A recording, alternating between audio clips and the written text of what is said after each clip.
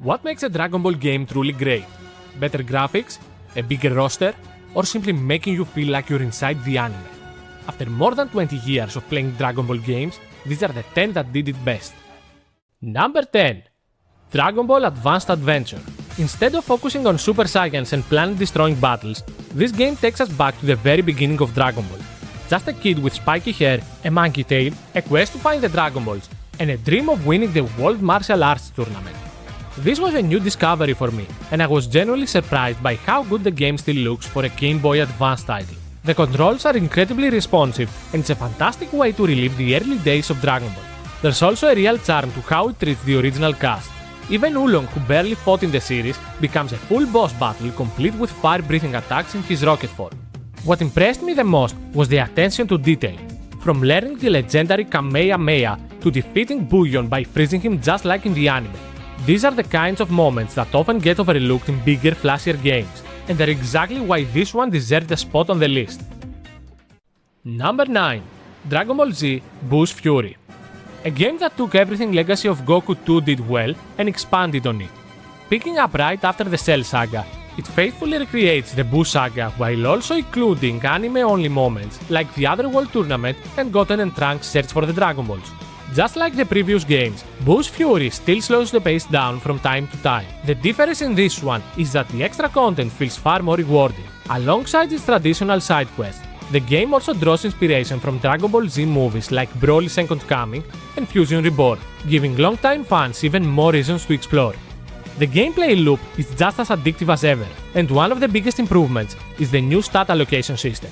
For the first time in the series, every level up lets you decide how your characters grow, adding a welcome layer of customization that makes progression even more satisfying.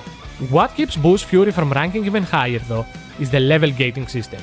Being forced to grind just to progress can become frustrating, especially on repeat playthroughs. Despite all that, Buu's Fury remains the definitive legacy of Goku experience and one of the finest Dragon Ball RPGs ever made. Number 8. Dragon Ball Xenoverse 2. I was really hyped for this game. I never played the first Xenoverse, so all this customization was completely new to me.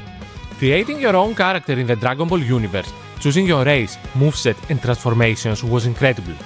At first, I wanted to be original, so I was thinking to create an Namekian or perhaps an Earthling. Then, I remembered Super Saiyan exists. The game looks beautiful, although it's a little too shiny for my taste, and the animations do a great job of bringing the fights to life. I couldn't wait to prove myself in PvP and tournaments as a Super Saiyan god. After a few matches though, one thing became very clear. I was no Goku, probably more like Yamcha, but honestly, I had a lot of fun. My biggest issue with the game is that the story feels like more of the same with a few different twists. And while Quantum City is a great hub for players, I often found myself overwhelmed by everything it had to offer. Between the parallel quests, vendors, instructors and all the different systems, my little brain was working overtime. Even with those flaws, the freedom to create your own Dragon Ball hero is what makes Xenoverse 2 such a memorable experience. Number 7. Dragon Ball Z Attack of the Saiyans. A turn-based Dragon Ball game on the Nintendo DS? That sounds like a terrible idea, right? Well, wrong. I discovered this game completely by accident. A friend lent me his DS and I was planning to play Pokemon. Instead, I decided to give this a try for a little while. A few hours later, I couldn't put it down. Turns out, a turn-based Dragon Ball RPG on a handheld can actually work. Most people just don't know it exists. I love how it starts by covering the ending of the original Dragon Ball, before leading into the Saiyan saga, giving you time to get to know the characters instead of rushing straight into the action. Team attacks are another highlight. Seeing these characters combine their attacks makes every battle feel much more satisfying. My biggest complaint, of course, is that it ends far too soon. Just imagine how incredible this formula could have been if it had continued through the rest of the Dragon Ball Z or even Super. It's a real shame nobody ever expanded on this idea. But hey, don't worry, we got a glorified game of rock, paper, scissors. I guess I shouldn't complain after all. Number 6. Dragon Ball Raging Blast 2. Okay, this one was really hard to rank. On one hand, the fan service, It's over 9,000! it gives us things we never thought we'd see, like Super Saiyan 3 Vegeta and Broly as playable characters. On the other hand, it completely lacks a proper story mode. And I know we always complain that Dragon Ball games keep retelling the same story over and over again, but when it's missing entirely, something just feels off. Instead, You get Galaxy Mode. Each character gets their own loose string of battles, occasionally with a line of dialogue that echoes a real moment from the show. It's a clever idea, but it's not the same as watching the story unfold. Raging Blast 2 has one of the biggest rosters the series had seen at the time, with nearly 100 playable characters and transformations. The battles are spectacular, capturing the scale and intensity of the anime better than most Dragon Ball games of its era. Being able to transform or unleash ultimate attacks without interrupting the action makes every fight feel fast and cinematic. The game even includes a remake of the OVA planned to eradicate the Super Saiyan, bringing a forgotten piece of Dragon Ball history to a much wider audience. What a missed opportunity! You could have those non-canon characters in a proper what-if story. This would have taken the game to a whole new level. Number 5. Dragon Ball FighterZ. This is probably the hardest game on the list to judge objectively. If I were ranking fighting games, FighterZ might even be number 1. But this isn't a list of the best fighting games, it's a list of the best Dragon Ball games. Visually, this game is absolutely stunning. Its cel-shaded art style looks like the anime came to life, while the animations are among the best I've ever seen in any fighting game, adding incredible fighting mechanics and an insane amount of competitive depth, and it's easy to understand why FighterZ became such a huge success. But to me, Dragon Ball has always been about feeling unstoppable, transforming into a Super Saiyan, overpowering your opponent and destroying everything around you. FighterZ sacrificed some of that fantasy in order to become one of the greatest competitive fighting games ever made, and that's exactly why I couldn't rank it any higher. If your favorite part of Dragon Ball is mastering every character and testing your skills against other players, then FighterZ might actually be the perfect Dragon Ball game for you. It just wasn't the Dragon Ball fantasy I personally grew up dreaming about. Number 4. Dragon Ball Z Kakarot. This is the RPG experience every Dragon Ball fan should have. Most Dragon Ball games give you a few story scenes before throwing you into the next fight. Kakarot does the exact opposite. It lets you live the entire journey, not just the biggest moments, but also the quieter ones that shape the characters. One of my favorite examples is Piccolo training Gohan after Goku's death in the battle against Raditz. The game doesn't stop there either. It also lets you experience the training of the other Z fighters before the Saiyans arrive.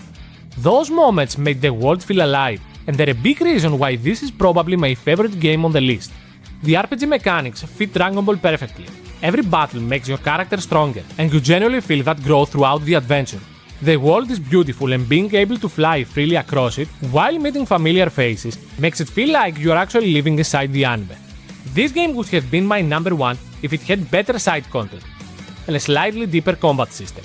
Despite those shortcomings, it succeeded at the one thing that mattered most to me. It made me feel like Goku, or Kakarot to be more precise. Number 3. Dragon Ball Sparking Zero. After nearly 2 decades, we finally got the sequel we've been waiting for. The very first fight against Raditz told me everything I needed to know. This wasn't just another Dragon Ball game. It finally felt like Budokai Tenkaichi was back. The first thing that truly blew me away wasn't even the gameplay, it was the auras. The colors during transformation and special attacks looked so incredible that honestly I even preferred them over the anime. Every fight is pure spectacle. The speed, the beam classes, the mid-battle transformations, and the fully destructible environments come together to create battles that feel unbelievably close to the anime. Episode Battle was another huge surprise. Instead of simply replaying the same story again, it let you interact with it through alternative paths and what-if scenarios. My favorite was Gohan Black. The only frustrating part was trying to unlock every secret path, because the game isn't always clear about what you need to do. I also love that the game is still growing. New characters, stages, modes, updates, and DLC keep giving fans reasons to come back. In a few years, I will not be surprised if this game is at the top. The only downside is that buying everything can almost double the cost of the original game. Sparking Zero isn't perfect, but Dragon Ball has never been about perfect balance. It's about spectacle, and no Dragon Ball game has ever delivered spectacle quite like this one. Number 2. Dragon Ball Z Budokai 3. The very first Dragon Ball game I ever played was Ultimate Battle 22. The second was Budokai 3. Can you imagine my shock when I saw just how far the series had come? Budokai 3 completely changed my expectations of what a Dragon Ball game could be. Its fast-paced 2.5D combat, responsive controls, beautiful animations and spectacular super attacks made every fight feel just as explosive as the anime itself. One of Budokai's 3 biggest innovations was the Dragon Universe. Flying freely around the world, discovering hidden events and unlocking secret encounters felt incredible at the time. It wasn't as detailed as Kakarot's open world, but we have to remember that Budokai 3 came out more than 50 years earlier. The capsule system also added a surprising amount of strategy. Every ability took up valuable space, so you had to think carefully about how you wanted to build your character. Committing to a fusion build meant sacrificing other powerful abilities, and missing the chance to fuse could be incredibly frustrating. And then there was Dragon Rush. Sure, it's basically turned into a game of rock, paper, scissors, but pulling it off and landing one of those cinematic finishers never got old. Budokai 3 didn't just raise the bar for Dragon Ball games, it helped define what fans expected from them for years to come. There's a reason so many Dragon Ball games that came after tried to follow its formula, until they finally found a new one. Number 1. Dragon Ball Z Budokai Tenkaichi 3. Imagine a Dragon Ball game that lets you pick almost any character from the anime, battle across massive arenas with fully destructible environments, fight solo or in teams, and truly capture the essence of Dragon Ball Z. Well, you don't have to imagine it. That game is Budokai Tenkaichi 3. After Budokai 3 set the standard so high, I honestly didn't think they'd be able to top it off on the same generations of consoles. But Tenkaichi 3 did exactly that, refining the series into an incredible 3D arena fighter. You could fly freely across massive battlefields, destroy the environment around you, fight giant opponents, and experience Dragon Ball battles on a scale that simply wasn't possible before. What I loved the most was the DP battle system. Every playable character had a point value, so you couldn't just pick the strongest fighters and call it a day. You had to build your team carefully, which kept battles balanced and encouraged you to experiment with the entire roster. The story presentation is fairly simple, but the missions themselves are incredibly memorable. I still remember desperately trying to survive as Mr. Satan while running away from Kid Buu because my attacks barely scratched him. Moments like that stuck with me far more than long cutscenes ever could. I also spent hundreds of hours trying to earn a Z rank in all 100 mission battles. It was challenging, sometimes frustrating, but it always gave me a reason to come back. Even today, almost 20 years later, every new Dragon Ball game is still compared to Budokai Tenkaichi 3. Others tell a better story or offer deeper mechanics. But I still find myself flying across its battlefields chasing that Z rank and running for my life as Mr. Satan. I've always imagined what the perfect Dragon Ball game would look like. For me, this is the closest anyone has ever come to making it real. Those were my 10 best Dragon Ball games of all time. I genuinely love to hear your ranking because I know how impossible it is to rank these games. Maybe your number 1 is different than mine, or maybe there's another game you think deserved a spot on this list. Let me know in the comments. Dragon Ball was never just about the games, it was a huge part of my childhood, just like the anime itself. These games gave me hundreds of unforgettable memories, and I hope they did the same for you. And as always, enjoy the grind.